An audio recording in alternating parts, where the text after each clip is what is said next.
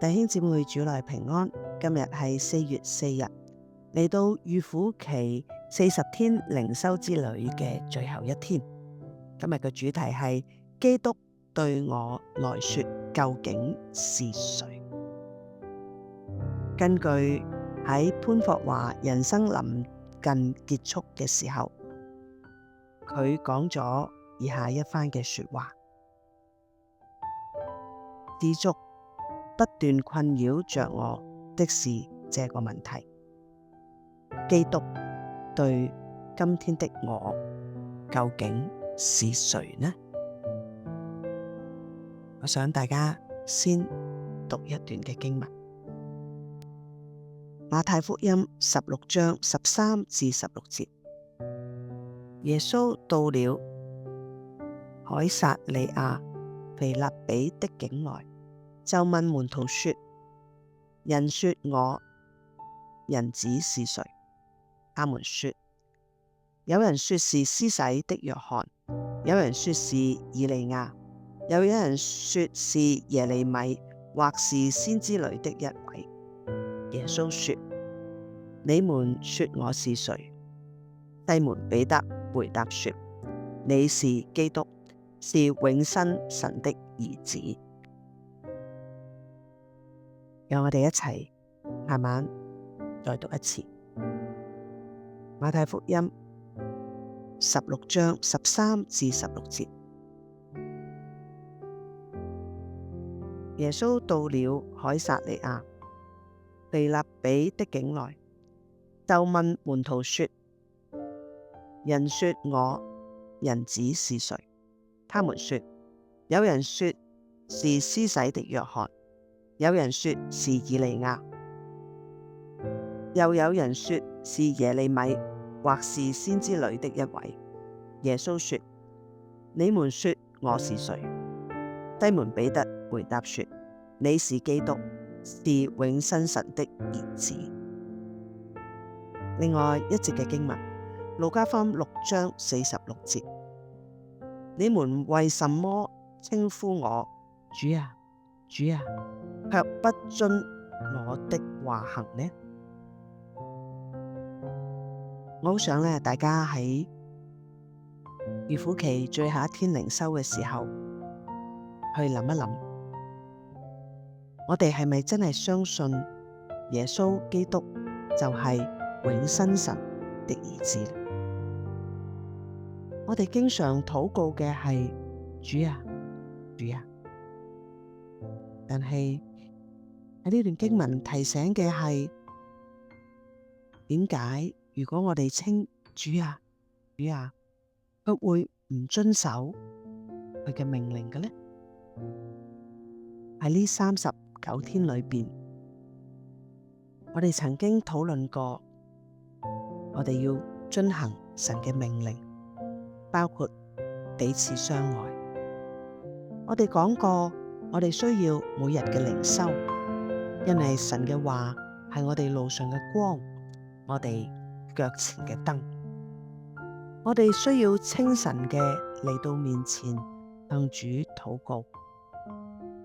我哋需要嘅喺工作中嘅都要警醒禱告。我哋要學習時常嘅感恩，喺我哋生活當中要提防嗰啲嘅名利成為我哋嘅偶像。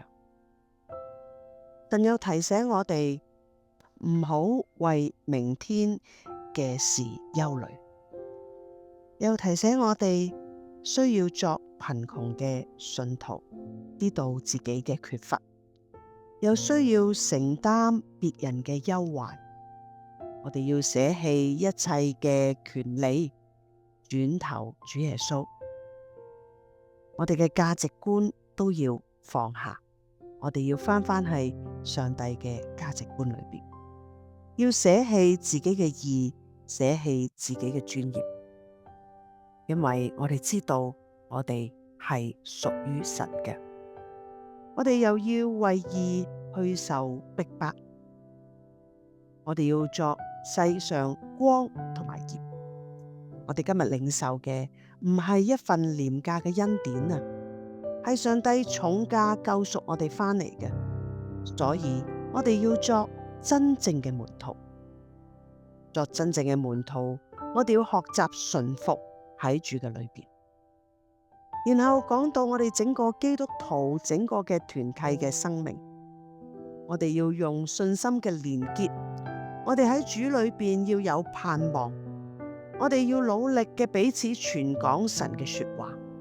當然，我哋同時間亦都要獨立嘅與神相處，繼續聆聽上主嘅教導。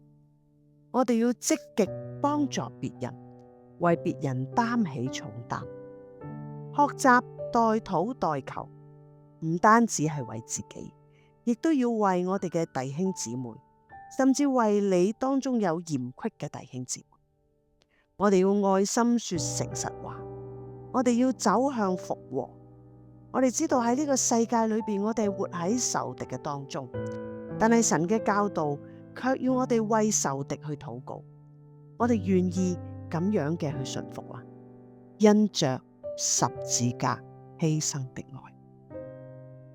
今日我想大家最後一日嘅思想係：你知道耶穌就係嗰位基督，係永生神嘅兒子嗎？你深信而且同意嗎？如果係的話，你就必須要遵行神一切嘅教導。今日係預苦期呢一個嘅靈修嘅旅程結束嘅一天。我唔知大家喺呢幾十日裏邊，你有冇覺得自己有唔同呢？你有冇經驗到啲乜嘢呢？喺你嘅信仰同埋實踐方面，有邊一啲被提醒或者改正嘅呢？但我想再提大家一次，今日唔係一個靈修嘅結束啊！從今日後，我哋每日繼續要讓神嘅話語去滋潤我哋，繼續要被主去陶造我哋嘅生命，直到成為合乎佢用嘅器皿，同埋將來見主面。今日嘅詩歌，我好想大家再一次去確認我哋嘅信仰。詩歌叫做有一位神，我哋一齊祈禱啊！慈愛嘅阿爸父，為着我同耶穌同行嘅旅程所到過嘅地方去禱告，亦都為我哋將來神帶住我哋去嘅地方去禱告。無論係我哋嘅前途，無論係我哋嘅心靈嘅深處，多謝主，你一直與我哋同在。感謝你，讚美你，將一切榮耀歸俾你。奉耶穌嘅名祈禱，阿門。